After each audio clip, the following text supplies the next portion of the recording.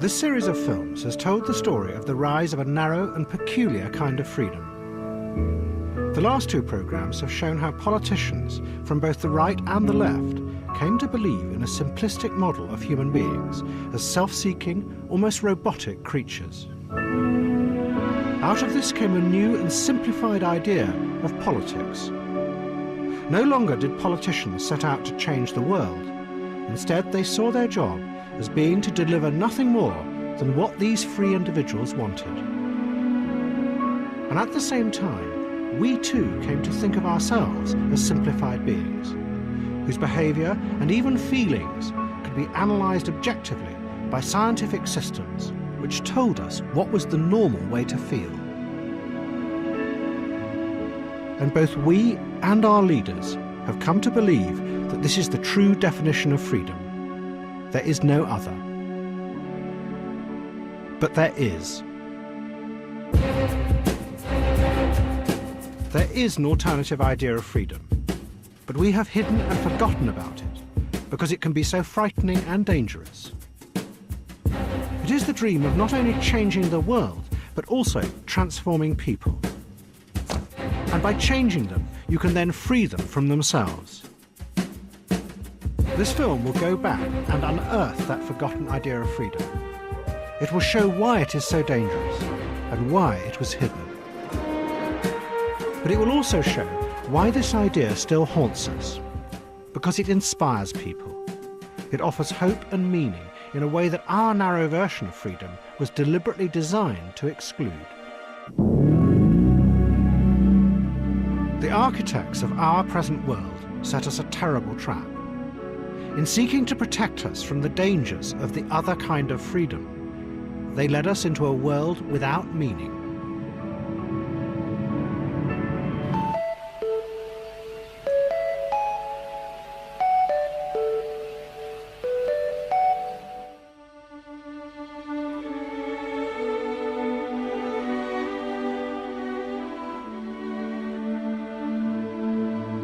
To understand these two ideas of freedom and how they came to oppose each other, you have to go back to the Oxford of the 1950s and to a man who did more than anyone to define them. He was one of the most important liberal thinkers of the 20th century. He was called Isaiah Berlin. Berlin was an extraordinary figure. He was born in St. Petersburg and witnessed the Russian Revolution.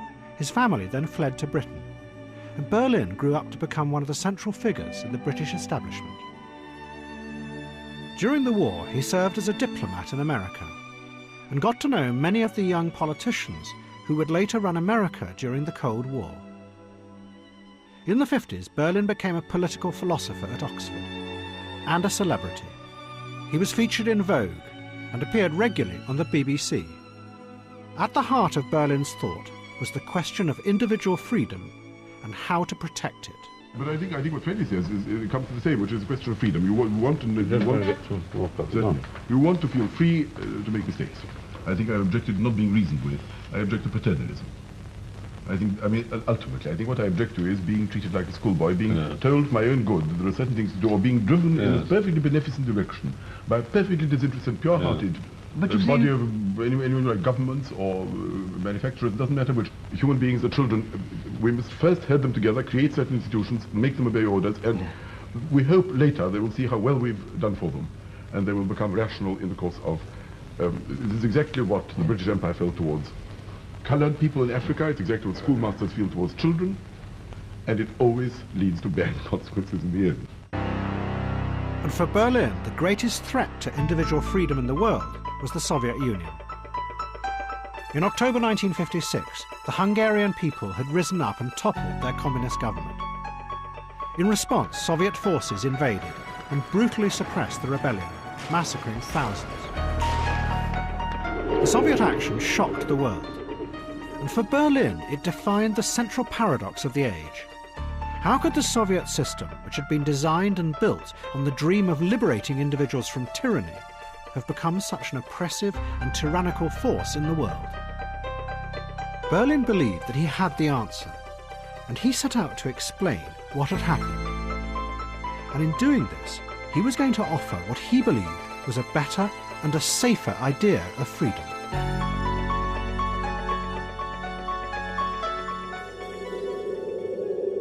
In 1958, Berlin gave a lecture at Oxford, which he called Two Concepts of Liberty.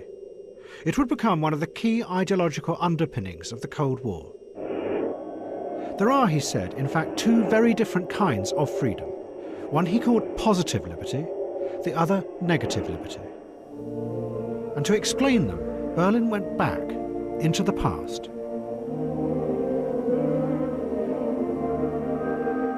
Both ideas originated, he said, in the same impulse more than 200 years before, at the time of the French Revolution, of individuals wanting to free themselves from the oppression of tyrants and despots. Positive liberty, Berlin explained, was born out of the belief of those who led these revolutions that to be truly free, people had to be transformed. They had to become better, rational beings. And only the leaders knew what that ideal human being should be and how it could be created. This, Berlin said, led to a terrible logic in all revolutions. The masses, who did not realize what true freedom was, had to be coerced.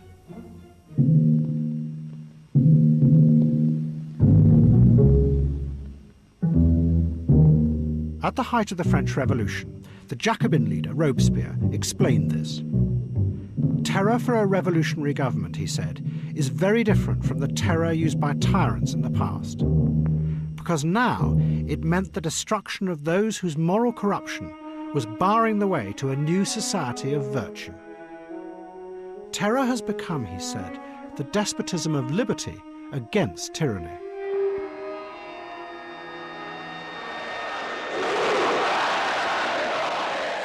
Another of the Jacobins, Saint-Just, put it more simply. We must force the people to be free. From the French terror to the show trials and the mass executions in the Soviet Union, this logic always led, Berlin argued, to horror and the very opposite of freedom. Positive liberty, he said, would always fail because it was driven by a false belief that there was one true answer to all human ills.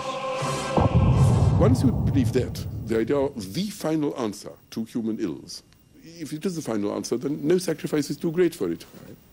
And even if you have to kill people for it, this is the one end, the permanent bliss, happiness of mankind is surely worth it. If you believe there is a single answer to a single question, the true answer, all the other answers being false, you see, and all these answers can be put together and harmonize with each other and create the perfect universe, then there is a temptation, if you think you have it, to do awful things. Against this corrupt ideal, Berlin defined his other idea of freedom, negative liberty.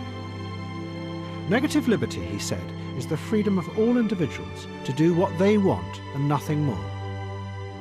There should be government and laws to ensure that individuals' actions do not interfere with each other's freedoms.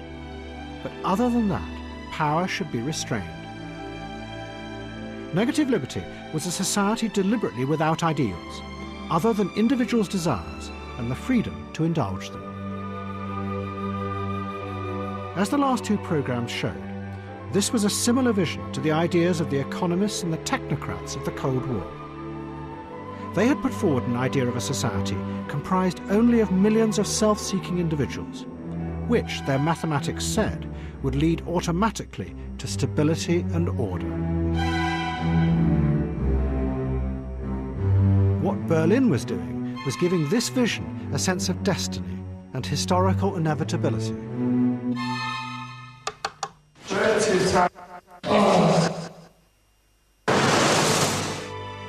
By counterposing negative liberty to positive liberty with its inevitable horrors, Berlin was saying that this kind of society was the only safe alternative for the West in the Cold War. It was the kind of freedom it was fighting for. Berlin's lecture was published, and it became a defining vision for a generation who set out to educate the masses that all attempts at revolution, however seductive and romantic, would always lead to disaster, and that power always had to be restrained. What is that I hear? That note of urgency, of indignation, of spiritual hunger. Yes, it's Beethoven. It's the sound of European man once more reaching for something beyond his grasp. Oh, freedom, freedom, come to us again. This cry has echoed through all the countless revolutionary movements of the last century.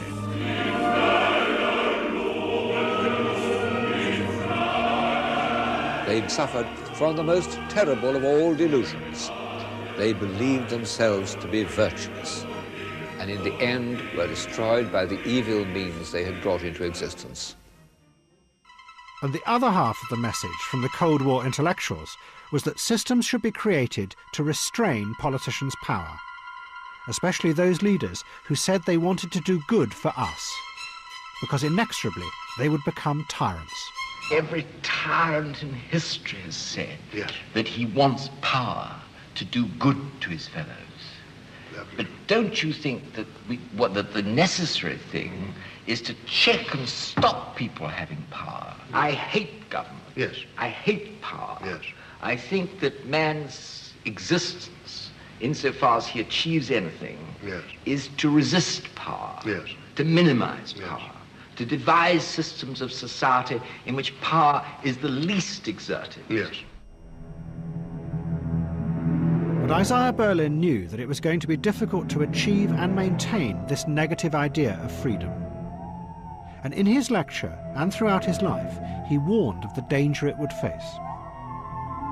Those who promote negative liberty must never come to believe it is an absolute ideal, because such a belief in one final answer always leads to coercion and the opposite of freedom. But this was exactly what was going to happen, and Berlin's warning would become a prophecy.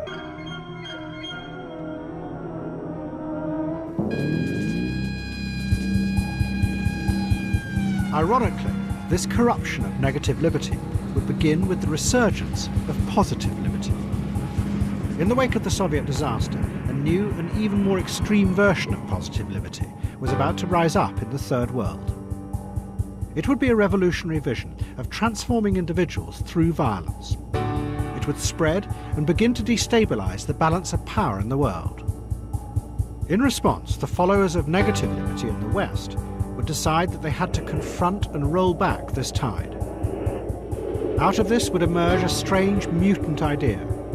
You would use violent revolutionary techniques to create a world of negative freedom.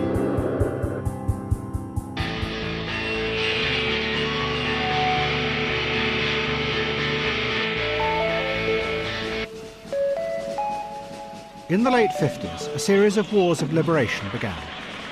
People who had been ruled by colonial powers fought to free themselves. One of the first was the Algerian Revolution, led by a Marxist group, the FLN. Out of the struggle emerged a powerful new figure, a black intellectual called Frantz Fanon, who became a leading ideologist of the revolution. Fanon believed that the West exercised its control by getting inside people's minds, turning them into passive zombies. The only way for individuals to free themselves from this, he said, was through violence, including terrorism.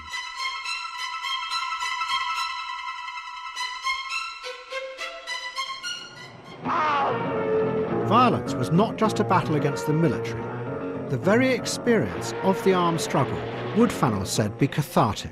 It would awaken the revolutionaries from the West's insidious form of control and turn them into what he called new men. A famous film called The Battle of Algiers was made, which dramatised Fanon's ideas. This is the bit that interests Fanon, the seizure of liberty by the oppressed people. And he thought that there was something liberating about that very act of armed seizure, of defeating the enemy, and the self-respect which would arise from an autonomous struggle of that kind. Constructing the new man entirely, the freed out of this struggle, as if, the traumas of the past, of previous relations could be wished away, as if the Revolutionary War would be a sort of blanking out of everything, and a complete tabula rasa, start again from the beginning.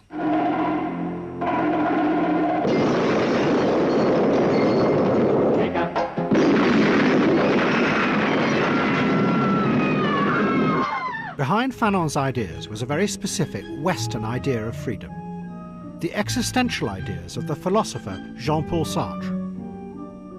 Fanon had been educated in Paris in the 1950s and had become a friend of Sartre's. And he had been deeply influenced by Sartre's idea that individuals are trapped in a narrow and bleak idea of freedom by the pressures of the society around them. To achieve true freedom, Sartre said, one had to find ways to break through this illusion. And what Fanon did was turn this idea into a revolutionary theory. And his ideas became the guiding force behind nearly all the Third World revolutions of the 60s and the 70s. They inspired Che Guevara, Yasser Arafat, and Steve Biko in South Africa. And Fanon's ideas also inspired Sartre himself. Sartre believed that they could be applied not just in the Third World, but in the West itself. He became convinced that it was only through revolutionary violence that individuals in the West could truly free themselves from the controls of bourgeois society. You have to understand that all revolutionaries understand today that there is no way of overthrowing modern society except by violence, for the very good reason that this society defends itself by repression and violence. I'm defending a revolutionary cause because my personal goal, which is that of all those here, is to overthrow bourgeois society.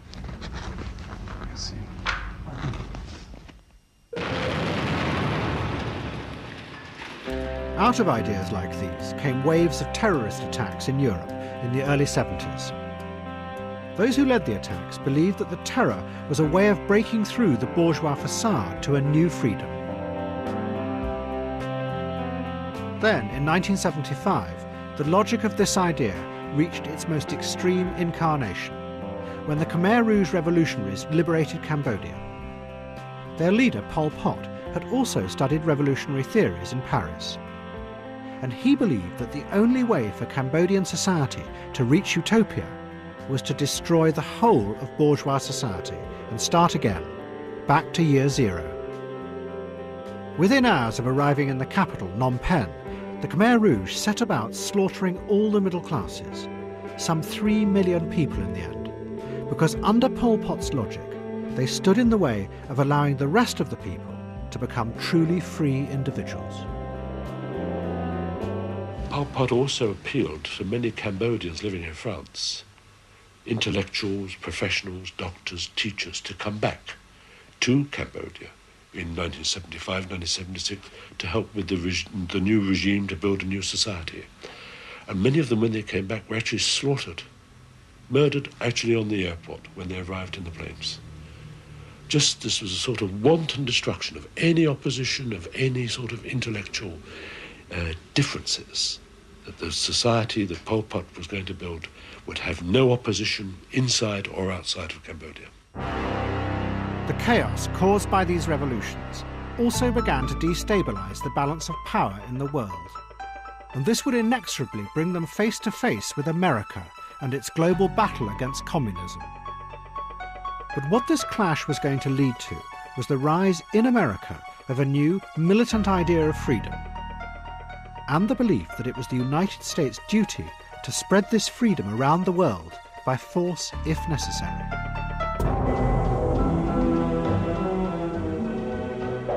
Ever since the Second World War, American governments had struggled to contain the spread of communism, and the wave of Third World revolutions was a dangerous new phase in this battle. To try and stop it, during the 1960s and 70s, American governments adopted a ruthless strategy, backing dictators and tyrants around the world who offered to contain these revolutionary forces. They did this by repressing or killing thousands of their own people.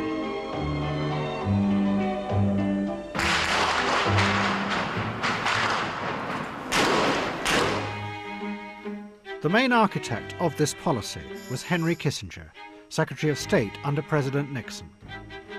He used America's power to back dictators like General Pinochet in Chile, and Ferdinand Marcos in the Philippines. Kissinger knew that these dictators used torture and mass killing to stay in power.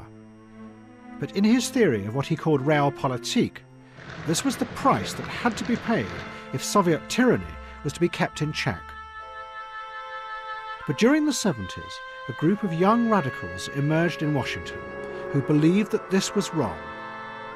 For America to support torture and killing was a corruption of its ideals. They became known as the neoconservatives, and what linked them was the vision of a new moral kind of foreign policy.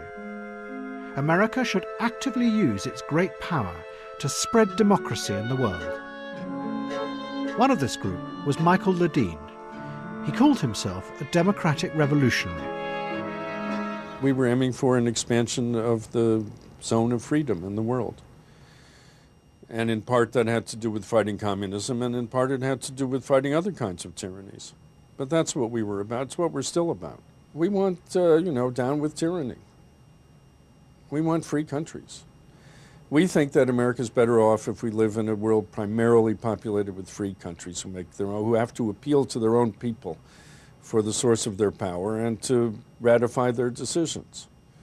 And we think that if the whole world were like that, then we would be much more secure. We're democratic revolutionaries. We wanted to spread freedom everywhere we could.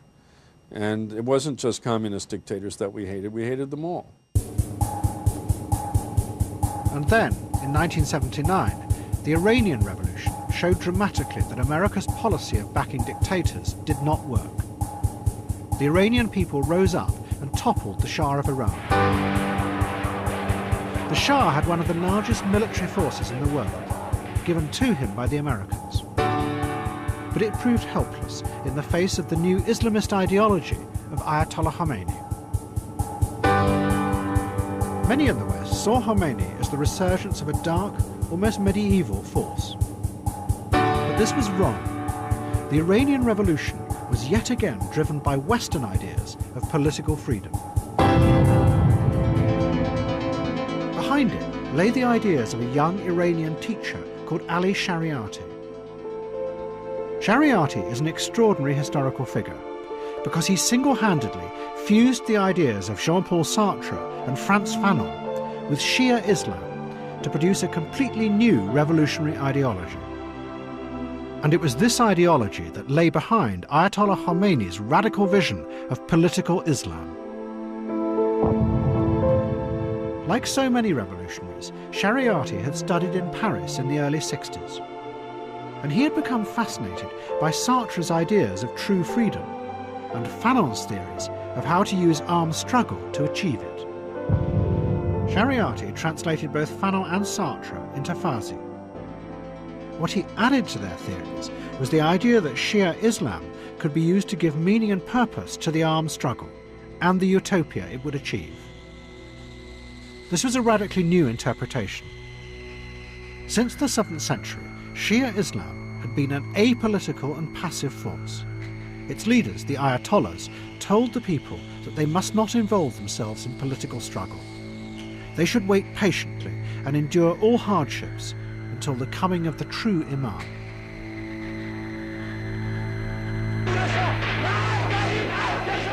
But Shariati had turned Shia Islam into a revolutionary political force that yet again offered to liberate people and transform them in the here and now. It was these ideas that Ayatollah Khomeini had taken up and used to overwhelm America's ally.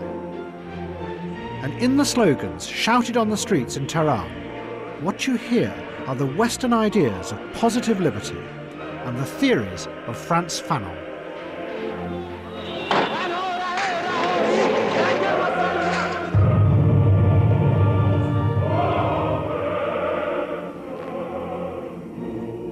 Mr. Reagan is for freedom, and he is for the people.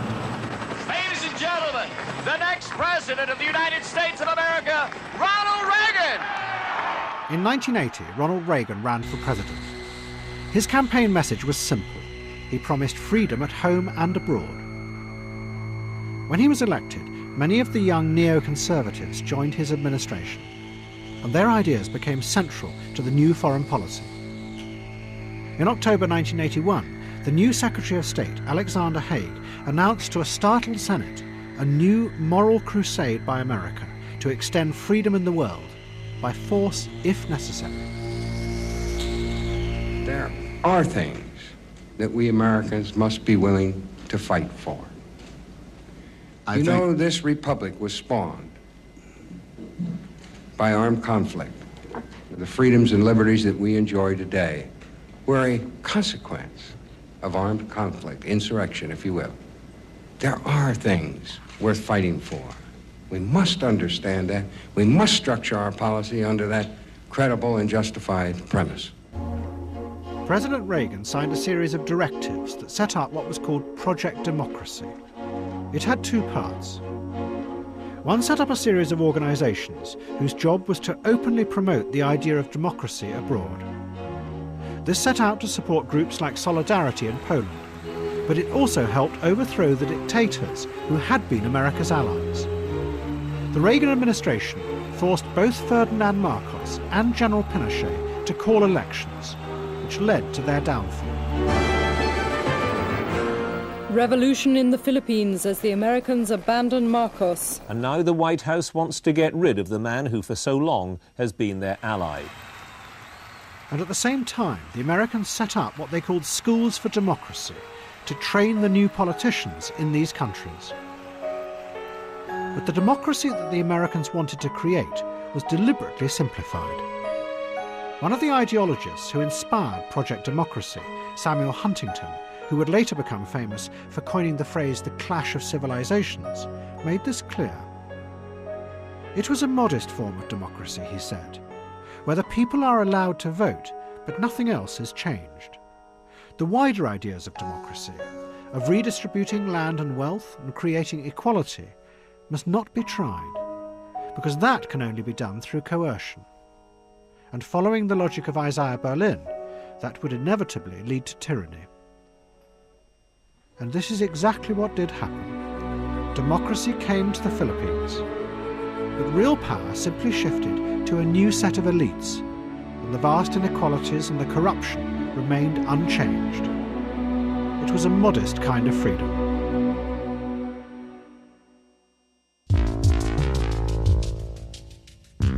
The other part of Project Democracy was to use military force in secret operations to overthrow foreign regimes that stood in the way of freedom.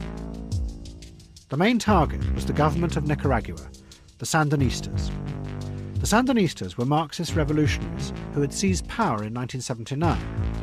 But since then they had held elections and had been democratically elected. The Reagan administration dismissed this, though, as a sham, and an operation was set up to enforce the right kind of democracy by overthrowing the Sandinistas if necessary. The man in charge was a leading neoconservative, Elliot Abrams. What we seek is democracy in Nicaragua, a Nicaragua at peace with its inhabitants and with its neighbors. That might not require a change in the government. What it requires is a change in the policy of that government at the very least. You want them to surrender to the United States definition? We want them to stop subverting their neighbors and repressing the people of Nicaragua. Now, does that require the overthrow of the government? Well, it doesn't if they change their behavior. And that's the question. What do you need to do to get them to change their behavior? The answer is pressure. The Americans started funding and training a counter-revolutionary army called the Contras. But there was enormous political opposition in the United States. And to get round it, the leaders of Project Democracy set out to frighten the American public. An agency called the Office of Public Diplomacy was set up that disseminated what was called white propaganda. It produced dossiers and fed stories to journalists that proved that Soviet fighter planes had arrived in Nicaragua to attack America. Another story, from intelligence sources, said that the Soviets had given stockpiles of chemical weapons to the Sandinistas. President Reagan appeared on television with maps to show how quickly such a chemical attack could be launched on America itself. It was only a matter of time. The simple questions are, will we support freedom in this hemisphere or not? Will we defend our vital interests in this hemisphere or not? Will we stop the spread of communism in this hemisphere or not? Will we act while there is still time? Reagan also told America that Nicaragua was part of an axis of rogue states, including Iran and North Korea, who together ran a global network of terror. Those who ran the Office of Public Diplomacy called this technique perception management. The thinking was that if you could control the perceptions of the American people about events, that would help you bring them on board. If they thought something was a huge threat to them, they perceived it that way, then they would react a certain way. They would react in support of a more aggressive policy. Well, you try to convince the American people that these folks are out to get you. So we had extreme suggestions that the Sandinistas in Nicaragua, who were a rather pathetic force, having been to Nicaragua and seen them, that they would somehow they'd be threatening Texas or they'd be threatening the Panama Canal. Today, El Salvador and Guatemala. Tomorrow, the United States. You could take small threats and make them huge threats. You can make the Sandinistas appear like they're going to conquer the United States. What was happening was that the neoconservatives were beginning to believe that their ideal of freedom was an absolute, and that this then justified lying and exaggerating in order to enforce that vision, that the end justified the means. Although they portrayed the Contras as freedom fighters, it was well known that they used murder, assassination and torture, and also were allegedly using CIA-supplied planes to smuggle cocaine back into the United States.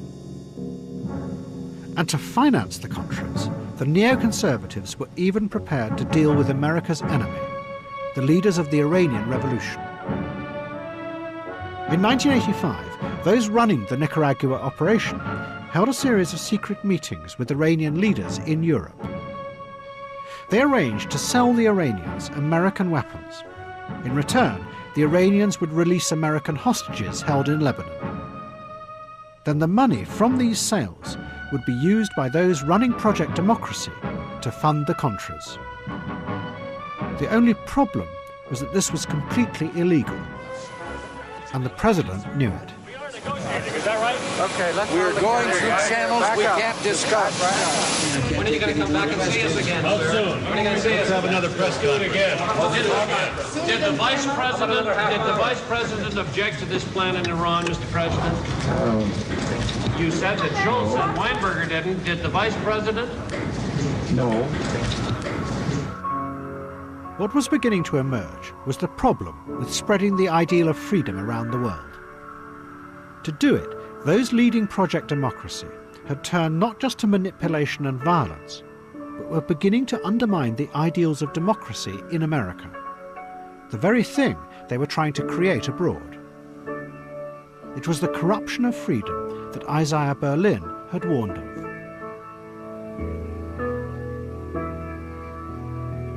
But all these problems were about to be put aside because the West's idea of freedom was about to triumph in the Cold War.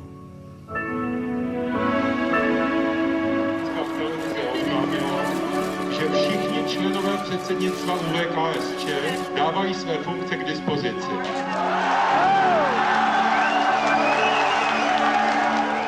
In 1989, across Eastern Europe, the people rose up to overthrow their communist leaders. It was a remarkable series of revolutions, all driven by the desire for freedom and the ending of tyranny. The momentum of these revolutions was unstoppable, until in December 1991, the Soviet Union was finally dissolved, and Boris Yeltsin became president of Russia.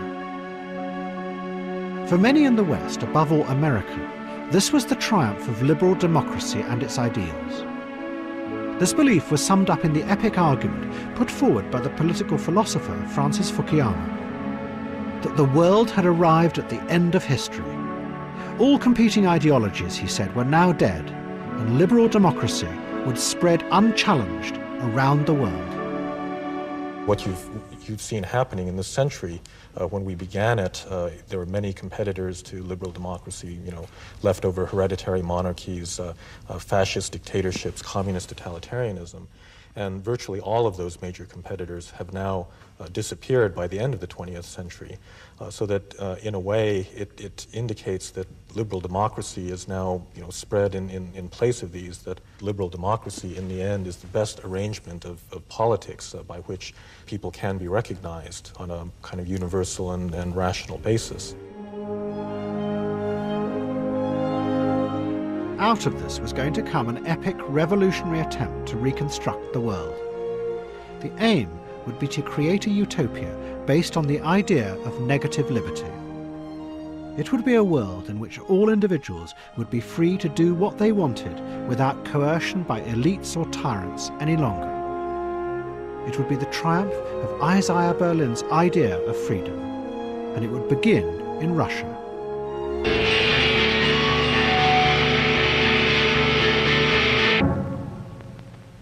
In 1992, the American government had passed the Freedom Support Act. Its aim was to help Russia reconstruct itself. Along with millions of dollars of aid came a group of young American advisors, economists and political theorists, who had a radical vision of what was necessary. They called it shock therapy. The aim was to remove all state control over the Russian economy at a stroke. All price subsidies would be removed, and all state industries privatized overnight. Their leader was a Harvard economist called Jeffrey Sachs.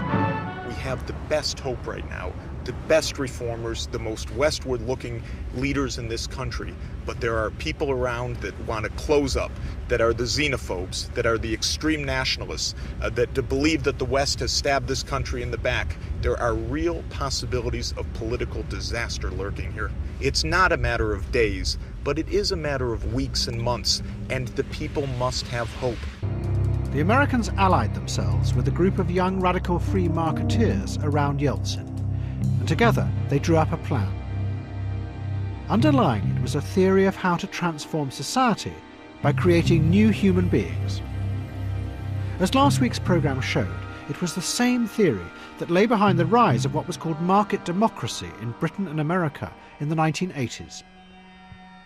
The theory said that if one destroyed all the elite institutions that in the past had told people what to do, and instead allowed individuals to become independent in the marketplace, then they would become new kinds of rational beings, choosing what they wanted. Out of this would come a new form of order and a new kind of democracy, in which the market, not politics, gave people what they wanted. But things didn't work out as the theory predicted. Что это такие проблемы? Советский Союз разрушен. Что это такие проблемы? Советский Союз. On the first day of the plan, all price controls in Russia were removed, and the cost of all goods soared. Millions of people found themselves unable to afford even the most basic of goods, and with no one to help them.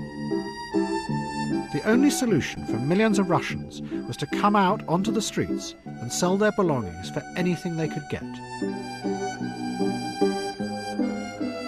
Мы где их возьмем? Мы их продали и купили, позволили себе покушать. Правильно? The chaos began to spread as the currency no longer had any value.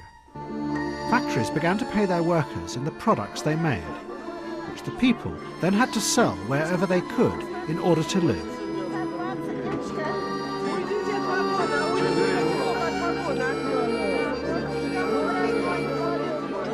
Then the privatization plan kicked in. Every Russian was given vouchers to buy shares in the privatized companies. But desperate for cash, they simply sold their vouchers to ruthless businessmen for a fraction of their worth. And a new elite began to emerge who snapped up vast sections of Russian industry. They became known as the oligarchs. Faced with this, the deputies in the Russian parliament began to protest against what they called economic genocide. It led to chaos and violence inside parliament. And in the face of this, the group of reformers around Yeltsin persuaded him he had to suspend parliament. С сегодняшнего дня прерывается осуществление законодательной, распорядительной и контрольной функции Съезда народных депутатов и Верховного Совета Российской Федерации. In protest, the deputies occupied Parliament. Yeltsin's response was brutal. He ordered the army to attack. The deputies were arrested, and Yeltsin announced that he would now rule by decree. Shock therapy continued, but in future, people were going to be made free through force and dictatorship.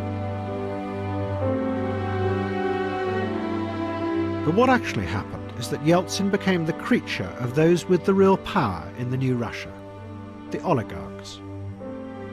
In return for loans, Yeltsin gave oligarchs like Boris Berezovsky the rest of Russian industry, sometimes at less than 2% of its real value. And then, in 1998, the experiment came dramatically to an end. Russia's economy is out of control tonight, and it's causing an international financial crisis. Huge queues in Moscow, there's a run on the banks, the ruble's lost nearly half its value, and prices are soaring. I found them frightened, baffled and angry. My money, she says. They won't give me my own money. What shall I do? I called Smolensky, the head of the bank, but his secretary said he wasn't in. It's horrible. The days of economic reform seem to be well and truly over here. Out of this economic catastrophe, a new order emerged. But it wasn't the spontaneous order dreamt of by the free market utopians. It was the very opposite, a harsh, tough nationalism imposed by the new president, Vladimir Putin. Putin arrested or exiled the major oligarchs and set about dismantling many of the democratic freedoms in the new Russia. But this was welcomed by the majority of Russians, who now wanted order, not freedom. The people are interested in getting their wages paid in time. They want electricity back into their homes. Many of them are disillusioned in democratic values, don't care about freedom of speech, freedom of press, many other freedoms. The idea of negative freedom that the market utopians had tried to create in Russia was based on a scientific idea of human beings as rational, calculating individuals who sought only their own desires and advantage. When Isaiah Berlin had defined that model back in the days of the Cold War, it had had a meaning and purpose as a safe alternative to the threat of communist tyranny. But now, in this new world, the grandeur that Berlin had given it fell away, and negative freedom was being revealed as the limited idea it really is. What President Putin could offer Russians were other things: security, dignity, and above all, a meaning that went beyond their own individual lives. Мы вместе защитили большую советскую родину, сохранили независимость нашей страны. Мы привыкли побеждать. Эта привычка вошла нам в кровь, стала залогом не только военных побед. Еще не раз она выручит в мирной жизни.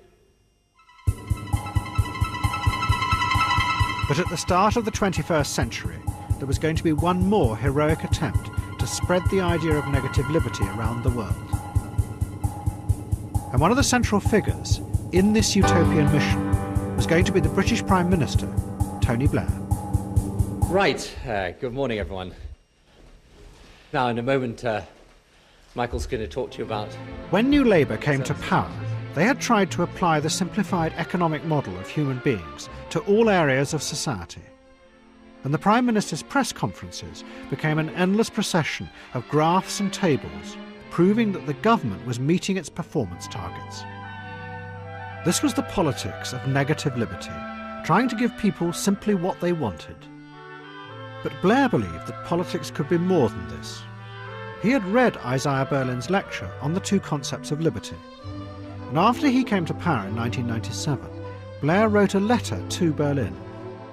In the letter, Blair asks Berlin whether it is possible to go beyond the narrowness of negative liberty. The limitations of negative liberty, Blair wrote, are what have motivated generations of people to work for positive liberty, despite what happened in the Soviet Union. Surely, he asks Berlin, just because socialism has collapsed, it doesn't mean that the left can't have the confidence to fight against authority, intolerance and hierarchy and build a more equal society. Isaiah Berlin was on his deathbed and never replied. But what Blair was asking him was whether it was somehow possible to combine the two ideas of freedom. And this is what Blair was going to try and do, not at home, but abroad. It began in Kosovo.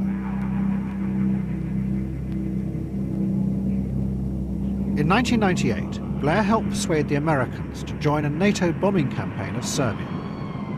The aim was to force President Milosevic to stop the ethnic cleansing by Serbian troops.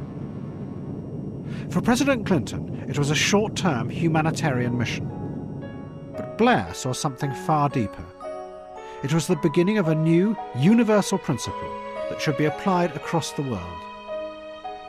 In the modern interconnected global society, Blair believed that the West now had a duty to intervene in countries where individuals were threatened by tyranny and bring liberty to the people.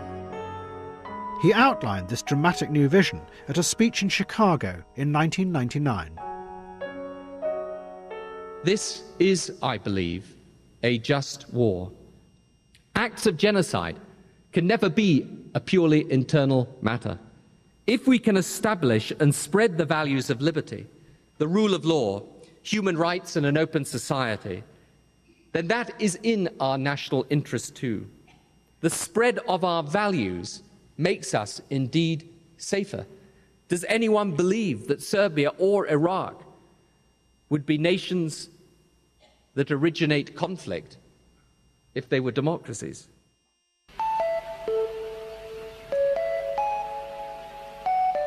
But it was the events of September the 11th that would transform Blair's principle into a revolutionary attempt to remake the world and bring freedom to millions of people. The kaleidoscope has been shaken. The pieces are in flux. Soon they will settle again. Before they do, let us reorder this world around us. I believe that this is a fight for freedom. From the deserts of northern Africa to the slums of Gaza to the mountain regions of Afghanistan, they too are our cause. At the same time, the September the 11th attacks had brought many of the democratic revolutionaries from the 1980s back to influence in Washington. They and Blair now came together to try and spread democracy to the Middle East. And just as in the 80s, the same techniques of exaggeration and fear were employed to persuade the American people to back this. And Tony Blair found himself facing the same problem. Although he appealed to the British people to trust him in this radical vision, he now governed a society that distrusted politicians. As this series has shown, the simplified model of economic democracy was based on the theory that everyone, including politicians, were only driven by self-interest. And that idea had by now spread through the culture. Faced with this distrust, Blair employed what many saw as exaggeration and distortion. Perhaps he believed it was the only way to achieve his moral vision. The ends justified the means. The read we get on the people of Iraq is there's no question but what they want to get rid of Saddam Hussein, and they will welcome as liberators the United States when we come to do that.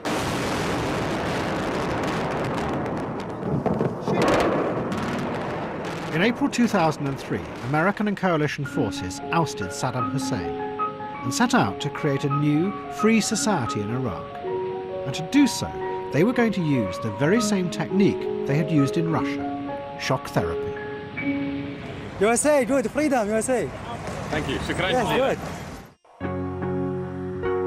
The head of the Provisional Authority, Paul Bremer, arrived in Iraq with a plan drawn up by a radical group of economists that was even more extreme and more utopian than had been tried in Russia. The people were to be liberated from all forms of state control. And Bremer immediately set about sacking all members of the Ba'ath Party who had run Iraqi society. It was a dramatic revolutionary move. Overnight, the Americans destroyed the civic structure of Iraqi society. But instead of trying to create new institutions, Bremer's plan then set out to engineer the perfect market economy, which the Americans believed would then automatically create a new democracy. All industries and public services were to be privatized immediately. The country would then be thrown open to international corporations, who in return for investing could take 100% of their profits out of the country untaxed. Only one of Saddam Hussein's laws remained, the one that restricted trade unions. Out of this was supposed to come spontaneous order. What resulted was chaos.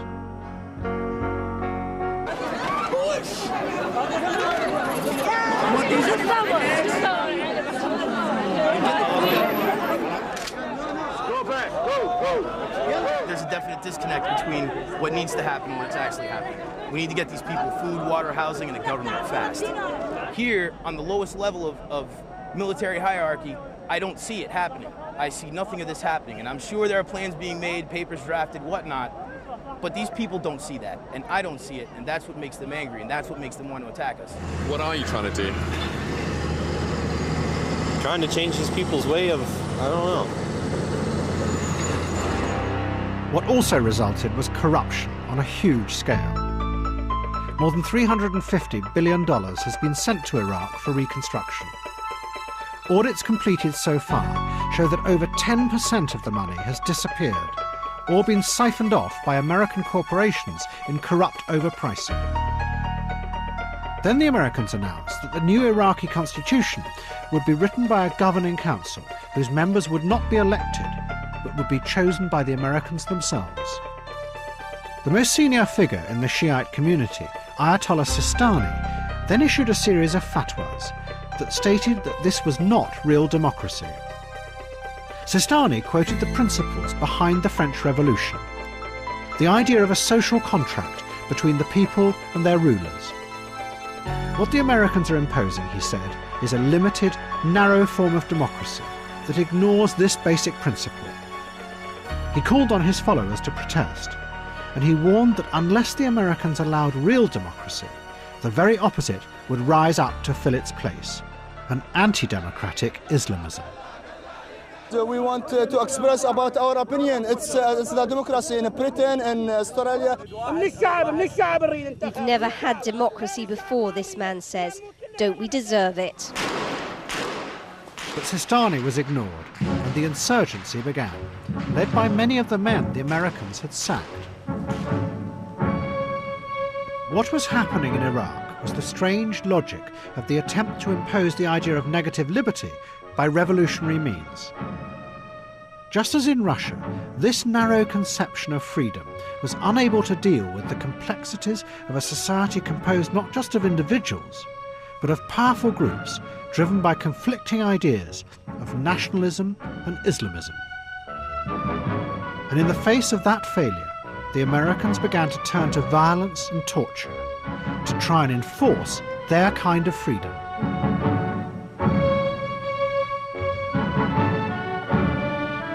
And at the same time, the Islamists turned to killing and assassination in order to enforce their revolutionary vision of an Islamist state.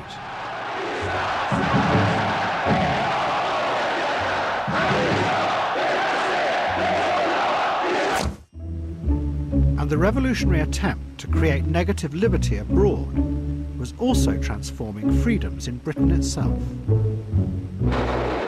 Your democratically elected governments continuously perpetuate atrocities against my people all over the world, and your support of them makes you directly responsible. In July 2005, Islamist terrorists who claimed to be responding to Britain's policy in Afghanistan and Iraq bombed London. Blair's response was to push forward dramatic changes to the law. He saw it as an opportunity to reinforce in a much wider way the specific ideas of negative liberty. Blair believed that the criminal justice system protected the accused at the expense of the innocent law-abiding individual, and that should be changed. The fundamental dilemma is this: how do we reconcile liberty with security in this new world? When a crime goes unpunished, that is a breach of the victim's liberty and human rights. When we can't deport foreign nationals, even when inciting violence, this country is at risk. Let liberty at last stand up for the law-abiding citizen in this country. What Blair was proposing was that from antisocial behaviour through to terrorism, individuals could be detained or punished on far less evidence than before, or even on the suspicion that they might commit a crime in the future. There has been enormous opposition to this from the legal profession. They argue that it opens the way to the arbitrary use of power by governments. Politicians can now decide who is a normal law-abiding citizen and who is the individual whose ideas might lead to dangerous crimes in the future and should be locked up with little or no evidence. Yet again, negative liberty has transformed itself into what Berlin had warned against. It's become a version of its opposite, positive liberty. Our political leaders have the power to decide what is the right kind of free individual and to punish those who do not conform to that ideal.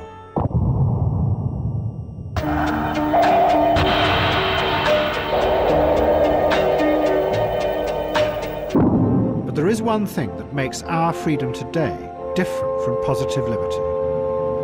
Positive liberty is driven by a vision that freedom is for something. The freedom to do or to become something new, out of which a better world will come. Negative liberty has no such vision. It isn't for anything. At its heart, it has no purpose other than to keep us free from unnecessary constraint or harm.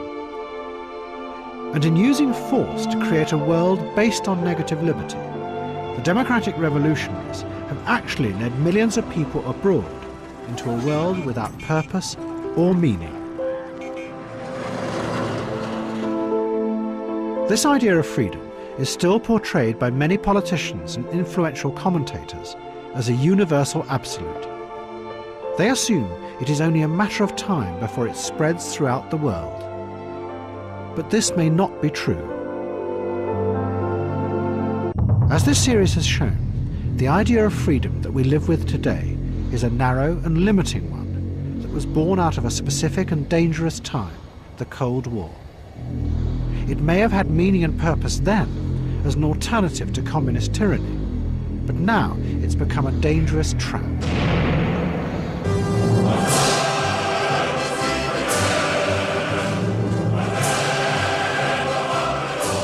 Our government relies on a simplistic economic model of human beings that allows inequality to grow and offers nothing positive in the face of the reactionary forces they have helped to awake around the world.